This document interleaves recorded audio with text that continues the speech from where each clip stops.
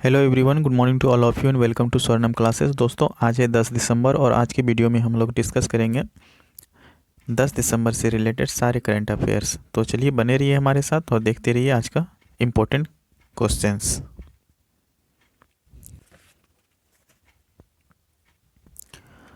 हाल ही में जलवायु परिवर्तन प्रदर्शन सूचकांक में भारत कौन सा स्थान पर रहा है? तो साथियों, बताना है कि हाल ही में जलवायु परिवर्तन प्रदर्शन सूचकांक जो है, इसमें भारत का कौन सा रैंक रहा है। तो ये भारत का इस बार जो है साथियों 10वां रैंक है। ठीक है, अगर पूछा जाए कि पिछले साल कितना था तो वो 9वां रैंक था। ठीक है, लेकिन इस बार जो है भारत का 10वां रैंक है।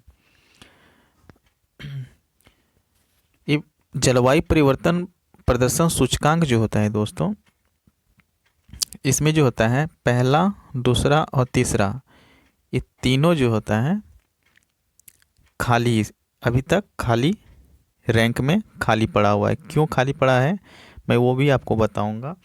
ये इसमें होता क्या है, जलवायु परिवर्तन प्रदर्शन सूचकांक में एक मापदंड होता है। ठीक है, मापदंड यही होता है कि ग्रीन हाउस गैस जो होता है उसका उत्सर्जन जो है 40% होना चाहिए और नवीकरणीय ऊर्जा जो है उसका 20% होना चाहिए और ऊर्जा उपयोग वो भी 20% होना चाहिए और जलवायु नीति ये भी 20% होना चाहिए।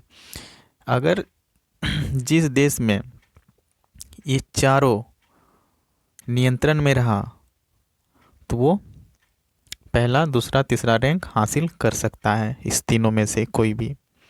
लेकिन अभी तक जो है ये पहला, दूसरा, तीसरा रैंक कोई भी अचीव नहीं कर पाया है। तो उसी में जो है इस बार चौथा रैंक में स्वीडन रहा है, पांचवा में यूके और छठा में डेनमार्क और सातवां में मोरक्को और आठवां में नॉर्वे और नौवां में चिले और 10वां में जो है अपना देश भारत है। ठीक है, तो इसे याद रखना है। देखिए नेक्स्ट क्वेश्चन क्या है।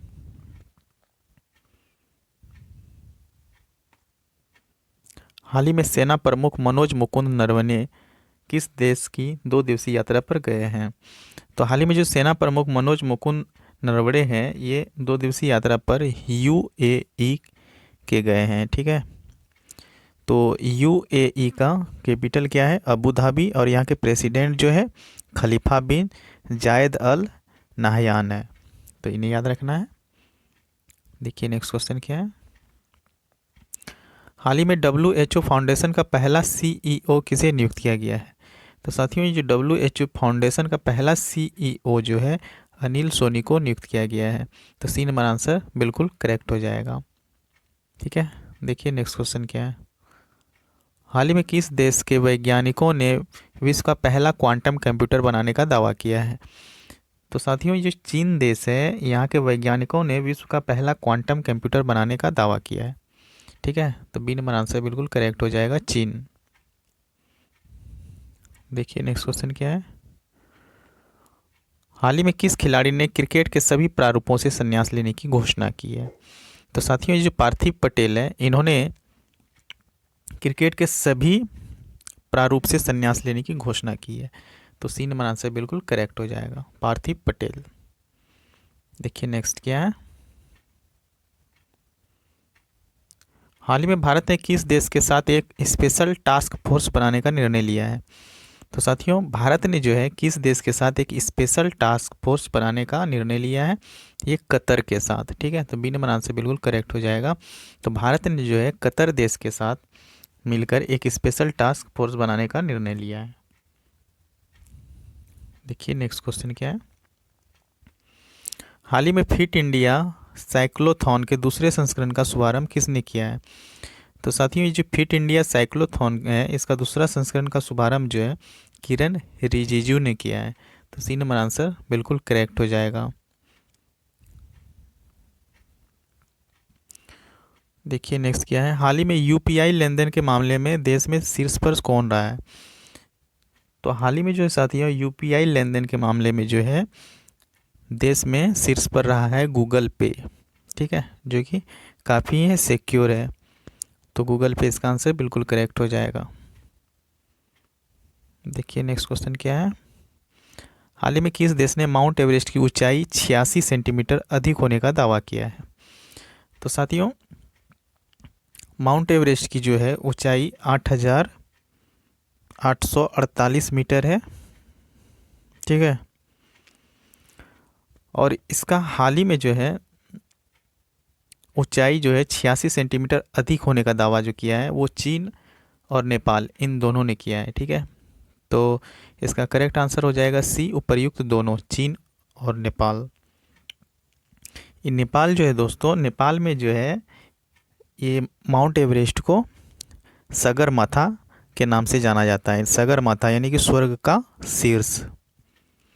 तो इन्हें याद रखना है। देखिए नेक्स्ट क्वेश्चन क्या है। हाल ही में वर्चुअल इंडिया मोबाइल कांग्रेस का उद्घाटन किसने किया है?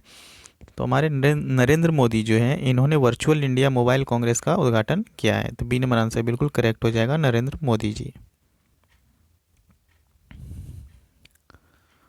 देखिए नेक्स्ट क्वेश्चन क्या है। हाल ही में अंतर्राष्ट्रीय भ्रष्टाचार विरोधी दिवस कब मनाया गया?